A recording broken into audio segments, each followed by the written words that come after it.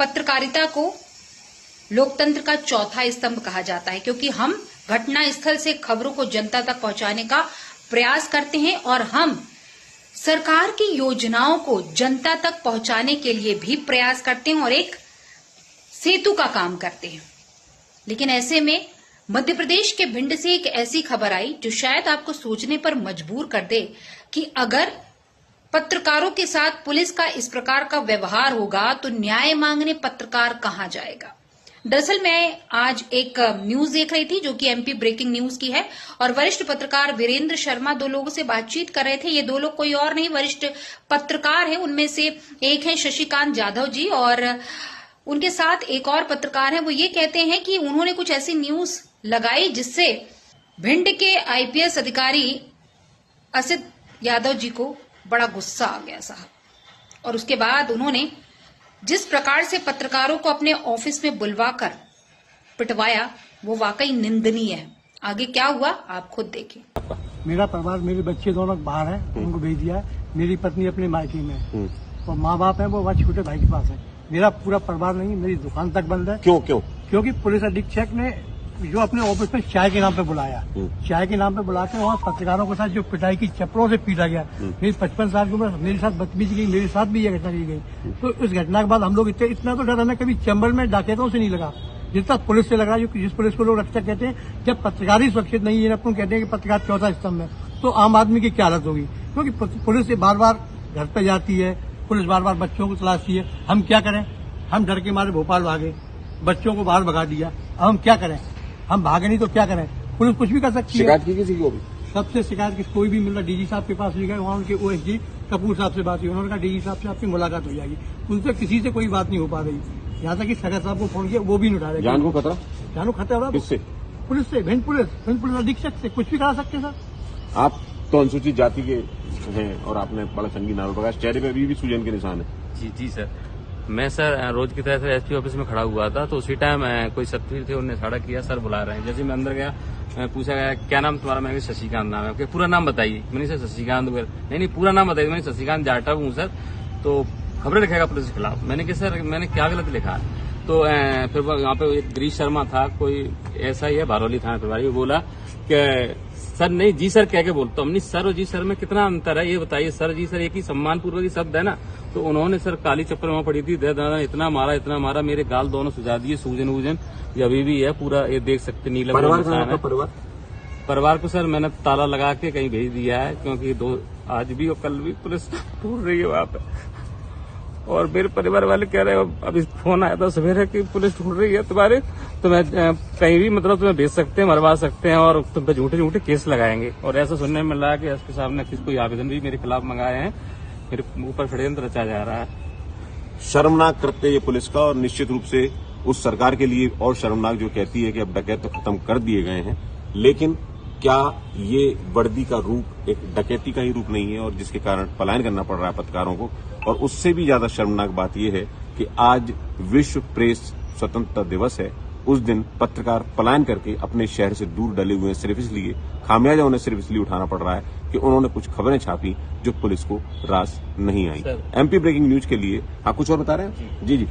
मैं सर दलित परिवार से हूँ और मैं काफी गरीब हूँ और मुझे मेरे परिवार को बड़ा भय है कि मेरे साथ हत्या हो सकती है। और मेरे परिवार को किससे लग रहा है आपको डर? क्योंकि जब एसपी साहब ने मुझे पिटवाया है अपने थाना प्रभारियों से, तो उनके द्वारा कुछ किया जा सकता है। और मुझे मेरे ऊपर झूठे जो केस, क्योंकि आज तक की 15 साल की लाइफ में सर कोई मेरे आवेदन नहीं है, कोई केस नहीं है सर थाने मेरे ऊपर। मुख्यमंत्री डॉक्टर मोहन यादव जी से मेरी अपील रहेगी कि इस घटना में क्या सच्चाई है, कौन गुनहगार हैं, उन पर आप कार्रवाई करें। क्योंकि ये पत्रकार जो है कहीं ना कहीं न्याय की गुहार लगा रहे हैं, डरे हुए हैं। इनका परिवार जो है बाहर भाग रहा है, पलायन के लिए मजबूर है। क्या किसी आईपीएस अधिकारी को यह हक है कि पत्रकारों को अपने चैम्बर में बुलाकर चप्पलों से पिटवाए? मैं जिस शहर जबलपुर में रहती हूं, वहां के आईपीएस जो भी अधिकारी आते हैं, पत्रकारों के साथ उनका व्यवहार दोस्ताना ही रहता है, पारिवारिक माहौल के तहत होता है और ये एटिकेट उनको होता है। चाहे वो एक आईएएस अधिकारी हो या आईपीएस अधिकारी हो, पत्रकारों से ससम्मान बात करते हैं और हम भी उतना ही सम्मान देते हैं। क्योंकि कई खबरें ऐसी होती हैं जो पुलिस के साथ मिलकर हम लोगों तक पहुंचाने का प्रयास करते हैं। कहीं ना कहीं हम भी वो महारथी हैं जो लोगों को न्याय दिलाने का एक प्रयास करते हैं, क्योंकि हम कलमकार हैं साहब, और हम किसी पार्टी का सपोर्ट नहीं करते हैं। हम देश के विकास की बात करते हैं, हम सत्य की बात करते हैं। लेकिन अगर कोई पत्रकार इस प्रकार से प्रताड़ित है तो न्याय मांगने कहाँ जाए। कृपया करके डॉक्टर मोहन यादव जी, भिंड के आईपीएस असित यादव जी के बारे में जानिए और क्या है पूरी घटना की सच्चाई, उस पर आप पूरी तरीके से जानकारी लें और उचित कार्रवाई करें। हाँ सर। हाँ सर। खबर नहीं करोगे क्या? सर आप आ जाओ सर, आमने सामने सर बात करेंगे सर पहले। अरे हम तो आ ही रहे हैं, बाकी वो डिलीट कर दो तो ठीक रहेगा। सर आपको कितना सर टाइम लगेगा आने में? हमें लगभग आधा घंटा लग जाएगा। तो आधा घंटे में सर कितनी चल जाएगी मुश्किल से? अरे यार तुम्हारी खबर है यार, वो तो चल ही रही है। हमारे पास भी 10 लोगों ने तो व्हाट्सएप करी थी लिंक। तो सर आप बताओ, हम उधर आ जा रहे हैं, हम इधर ही हैं, आर में ही हैं, थोड़ा इधर ही आ गए हम। हम आ ही रहे हैं, तुम बताओ, हम आ रहे हैं। बाकी देखो अल्टीमेटली यार है तो अपन लोग भाई, तो डिलीट तो तुम्हें देखो करनी पड़ेगी, लेकिन कर दोगे तो अभी कर दोगे तो थोड़ा सा ये है कि हमारी बात भी रह जाएगी। और सर आप एक बार सर हमारी सर बात सर रख लो प्लीज सर, आप सर आ जाओ सर प्लीज सर। नहीं, हम तो आ ही रहे हैं, हम कहाँ मना करते हैं। आप सर आप आ जाओ सर, आपके सामने सर मैं कर दूंगा डिलीट। ठीक है सर, ओके ओके। हम पत्रकार किसी आईएएस या आईपीएस से अपनी पर्सनल गुरेज नहीं रखते और ना ही हम कोई विवाद की स्थिति उत्पन्न करते हैं, लेकिन हम सच के साथ खड़े होते हैं।